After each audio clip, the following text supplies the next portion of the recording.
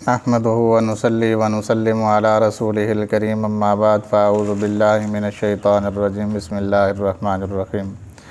हज़रात मोहतरम, हम सिलसिला अहकाम शरीयत हज के मसाइल समाअत कर रहे थे और आज ये हमारा 10वां सबक है जिसमें हम हज के आदाब सफ़र जान रहे थे कि सफ़र करने के क्या आदाब हैं, कौन कौन सी चीज़ें करनी चाहिए इंसान को।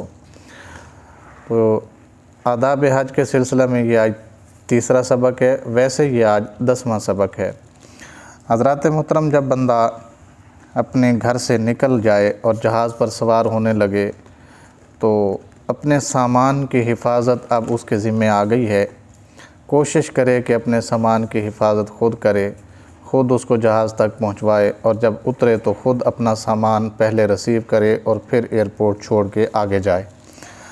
इसी तरह ये बात भी ज़हन नशीं रहे कि हज के आदाब में से एक ये भी है, सफ़र हज के आदाब में से, कि जहाँ इंसान जा रहा है ज़ाहिरी बात है वहाँ आबो हवा का फ़र्क होता है।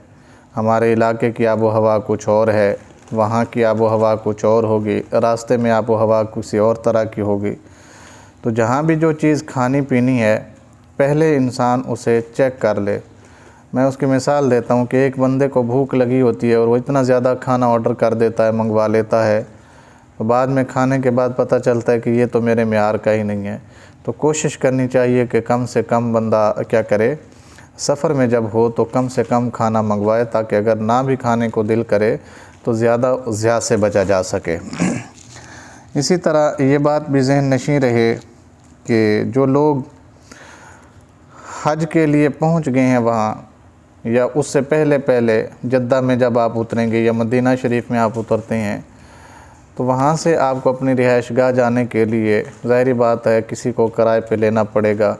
आजकल तो शायद मेरे ख़्याल में हुकूमत की तरफ से ये इंतज़ाम होता है कि वो हुज्जाज कराम को वहाँ से मक्का तक ले जाते हैं, मगर अगर नहीं लेके जाते तो आपको ख़ुद सवारी कर लेनी चाहिए और कोशिश करें कि किसी चीज़ पे सवार हो के जाएँ, क्योंकि एक तो आपके पास सामान होगा, दूसरा आप सफ़र करके थक चुके होंगे, और तीसरा ये है कि आप अगर हज के लिए तशरीफ़ ले गए हुए हैं तो अपने आप को थकाने से बचाइए, क्योंकि अभी हज के अहकामात शुरू नहीं हुए, अभी तो आप पहुँचे हैं। और अपनी सेहत का ख़ास ख्याल रखिएगा। और एक बात और ज़हन नशीं रहे कि अगर आप जानवर साथ लेकर जाते हैं, क्योंकि रसूलुल्लाह सल्लल्लाहु अलैहि वसल्लम के ज़माने में सफ़र पैदल होता था और लोग अपनी सवारियाँ अपने शहर से लेकर जाते थे, तो इसी तरह अगर आप और कुर्बानी के जो जानवर थे जिनको कुर्बानी किया जाना था उस वक़्त भी लोग अपनी अपनी कुर्बानियाँ अपने अपने इलाके से लेके आते थे। खैर अब तो इलाके से लाने की इजाज़त भी नहीं है और ले जाना मुमकिन भी नहीं रहा आजकल के दौर में।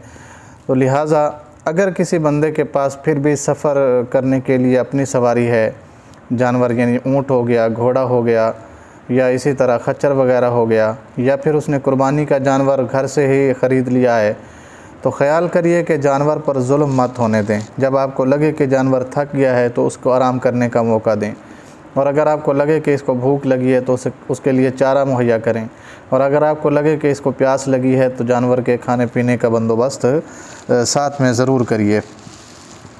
और इसी तरह ये बात भी जहन में रखिएगा कि सुबह शाम उतर कर कुछ देर ख़ुद भी पैदल चल लिया करें, ताकि एक तो ये होगा कि आपका जिस्म जो है वो सफ़र पर बैठे बैठे ज़्यादा थकेगा नहीं। दूसरा ये कि जब आप चल लेंगे तो बाज़ औक़ात ज़्यादा बैठने से इंसान के पाँव के अंदर या जिस्म के अंदर सूजन पैदा हो जाती है सफ़र में बिलखुसूस। इस सूजन से बचने के लिए थोड़ी देर चल भी लिया करें। तो मेरा नहीं ख़याल कि आजकल भी कोई लोग ऐसे आते होंगे या वहाँ पे आने की इजाज़त होगी। आजकल तो सफ़र जो है वो जहाज़ों का और गाड़ियों का हो गया हुआ है। तो बहरहाल फिर भी वही है। लेकिन जब आप हज शरीफ पे पहुँच जाएं, मक्का शरीफ में हों, चाहे आप मिना में हों, चाहे आप अराफात में हों या मुज़दलिफ़ा में हों, या आप वापस मिना में आ जाएं, या आप मक्का शरीफ के अंदर ही हैं, तो जितने देर वहाँ पे रह रहे हैं आप मक्का के बासियों और बिलखुसूस अरब के बासियों से, और वैसे तो हुक्म यह है कि किसी को तकलीफ़ नहीं देनी, लेकिन बिलखुसूस अहले मक्का को तकलीफ़ ना दें, इसलिए कि एक तो वो उस शहर में रह रहे हैं जिस शहर में हमारे नबी करीम सल्लल्लाहु अलैहि वसल्लम तशरीफ़ लाए थे। दूसरा ये है कि उनकी ज़ुबान वही है जो मेरे रसूल करीम सल्लल्लाहु अलैहि वसल्लम की ज़ुबान थी। तीसरा ये कि उनका मस्कन वही है जहाँ मेरे आका करीम सल्लल्लाहु अलैहि वसल्लम का मस्कन था। और चौथा ये कि वो आपके मेहमान नवाज़ हैं, यानी वो मेज़बान हैं और आप क्या हैं, उनके मेहमान हैं। तो मेज़बान की कदर व मंज़िलत करना ये मुसलमान के लिए लाजिम है। इसके साथ साथ ये बात भी ज़हन में रहे कि जो लोग अरबी नहीं जानते, बाज़ औक़ात तुंद-खू हो जाते हैं, अपनी ज़ुबान में उन्हें गालियाँ देना शुरू कर देते हैं। बाज़ औक़ात कोई ऐसा हो जाए तो ये बात ज़हन नशीं रहे कि किसी को गाली ना दें। जब तक आप हज के सफ़र में हैं, घर से निकलने से लेकर वापस आने तक किसी को भी गाली नहीं देनी चाहिए। कबूल हज के लिए भी 3 शर्तें हैं। अल्लाह पाक ने जो इरशाद फरमाया, फ़ला रफ़सा वला फुसूका वला जिदाल फ़िल हज, हज में ना तो फ़ाहिश बात की जाए और ना ही हमारी नाफरमानी करे और ना ही किसी से लड़ाई झगड़ा करे। तो इन बातों का ख्याल रखना ये हमारे लिए लाजिम है। आदाब हज में से एक ये भी है, कमज़ोर और औरतों को सवारी पर चढ़ने या सीढ़ी पर चढ़ना है तो उनको पहले मौका देना चाहिए, ख़ुद बाद में जाना चाहिए। और इसी तरह आदाब हज में से ये भी है कि अगर आप किसी जानवर पे सवार हो रहे हैं तो एक ही बंदा सवार हो, कोशिश करें कि 2 ना सवार हों। ऐसा ना हो कि आप इंसान को तो तकलीफ़ देने से बचते रहें और फिर जानवर को तकलीफ़ दे के आ जाएं। बाज़ मरतबा किसी जानिब का पल्ला झुक जाता है तो इसका ख़्याल रखो कि हाँ, वो जो ऊँट वगैरह वहाँ लेके फिर रहे होते हैं तो उनके कजावे होते हैं, तो एक बंदा एक साइड पे बैठे, एक बंदा दूसरी साइड पे बैठे। 2 बंदे एक ही साइड पे बैठेंगे तो जानवर के लिए भी नुकसानदेह है और आपकी जान जाने का भी ख़तरा है अगर आप गिर गए तो। इसी तरह राह में कहीं चढ़ाई आती है और कहीं उतार आता है। जब चढ़ाई हो तो खूब आगे हो जाना चाहिए और जब उतार हो तो फिर पीछे हो जाना चाहिए, और नशेब जब हो तो फिर सेंटर में बैठना चाहिए सवारी के।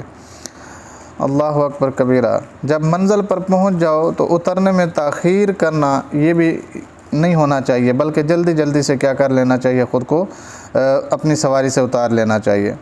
उतरते और चढ़ते वक़्त खुसूसियत के साथ बहुत होशियारी और देखभाल की ज़रूरत होती है, क्योंकि इन 2 वक्तों के अंदर ही सामान के ज़ाय होने का अक्सर ख़दशा होता है।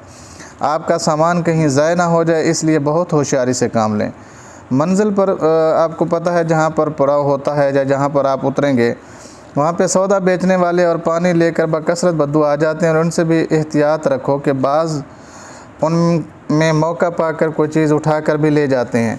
तो चोरी करने वाले भी, आपको पता है मक्का शरीफ के अंदर से भी चप्पलें जूतियाँ वगैरह उठाई जाती हैं, तो कोशिश करें कि ख़ुद को महफूज रखें। जिस मंज़िल पर उतरें वहाँ पर ये दुआ पढ़ लें, औज़ु बिकलिमातिल्लाहि ताम्माति मिन शर्रि मा खलक़ा, अल्लाहुम्मा आतिना खैरा हाज़ल मंज़िल व खैरा मा फ़ीही वक़्फ़िना शर्रा हाज़ल मंज़िल व शर्रा मा फ़ीही, अल्लाहुम्मा अंज़िलनी मुंज़िलन मुबारकन व अंत खैरुल मुंज़िलीन। तो हर नुकसान से ये बंदा क्या रहेगा, महफूज रहेगा। जिस शहर में जाए वहाँ के उलमा से और बिलखुसूस बाशरा उलमा से, फ़कीरों के पास जाए तो बाशरा जो फ़कीर हैं उनसे बाअदब हाज़री हो उनकी, और मज़ारात की ज़ियारत करे तो फ़ुज़ूल सैर व तमाशे में वक्त ना खोए। और नंबर 63 पे यह है कि जिस आलिम की खिदमत में जाए वो मकान में हो तो आवाज़ ना दे, बाहर आने का इंतज़ार करे। इसके हुज़ूर बेज़रूरत कलाम ना करे, बेएहतियात बेइजाज़त मसला ना पूछे। उसे उसकी कोई बात अपनी नज़र में खिलाफ़ शरअ मालूम हो तो एतराज़ ना करे और दिल में नेक गुमान रखे, मगर ये कि सुन्नी आलिम है, बद मज़हब के साया से भी भाग जाए। और नंबर 64 पर यह है कि ज़िक्र खुदा से दिल बहलाए, फ़रिश्ता साथ रहेगा। जितनी देर भी यह हज के सफ़र में है, कोशिश करे कि अल्लाह का ज़िक्र इसकी ज़ुबान पर रहे। मैं ये नहीं कहता कि अल्लाहु अल्लाहु कहता रहे, जो इसको आता है, कुरान पाक आता है, कुरान पाक पढ़ता रहे, अल्लाह के अस्मा आते हैं, अल्लाह के अस्मा पढ़ता रहे, और कुछ नहीं आता, ला इलाहा इल्लल्लाह मुहम्मद रसूलुल्लाह पढ़ता रहे, अस्तग़फ़ार पढ़ता रहे, सुबहान अल्लाह पढ़ता रहे, अल्हम्दुलिल्लाह, अल्लाहु अकबर पढ़ता रहे। जितनी देर ये हज के सफ़र में है, कोई ऐसी बात पढ़ता रहे जिसको अल्लाह का ज़िक्र कहा जाए। अगर कुरान पाक का किसी को एक ही लफ्ज़ याद है तो एक ही लफ्ज़ को बार बार पढ़ता रहे। अल्लाह का कोई भी नाम इसे नहीं आता तो सिर्फ़ अल्लाह तो आता है, तो फिर अल्लाह अल्लाह का विर्द करता रहे। वैसे तो बहुत सारी चीज़ें आजकल के ज़माने में कोई चीज़ मख्फी नहीं रही है और हर बंदा जानता है कि कौन से ज़िक्र अज़कार किस वक़्त किए जाते हैं। तो बहरहाल ना भी आते हों या आते हों, कोशिश करें कि अपने आप को ज़िक्र में मशगूल रखें। और एक बात मैं यहाँ ये भी कहता चलूँ कि हमारे पाकिस्तानी अहबाब जो हज के लिए जाते हैं वो अक्सर जाके वहाँ पर मोबाइल पे अपनी लोकेशन, अपनी फ़ोटो वगैरह ये डालना शुरू कर देते हैं और फिर मोबाइल पे फेसबुक, यूट्यूब, व्हाट्सएप और इस तरह की ऐप्स जो है वो उनका इस्तेमाल करना शुरू कर देते हैं और फिर जनाब हर जगह की तस्वीर बनाना शुरू कर देते हैं।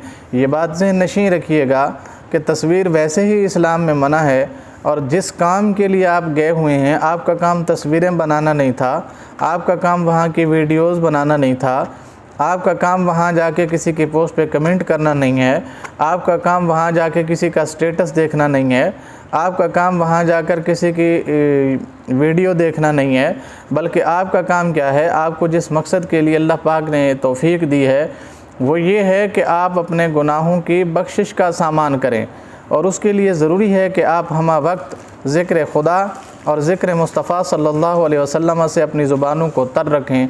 अल्लाह करीम से दुआ है अल्लाह ताला मुझे और आप सबको अहकाम शरिया समझने और उस पर अमल की तौफ़ीक़ अता फ़रमाए।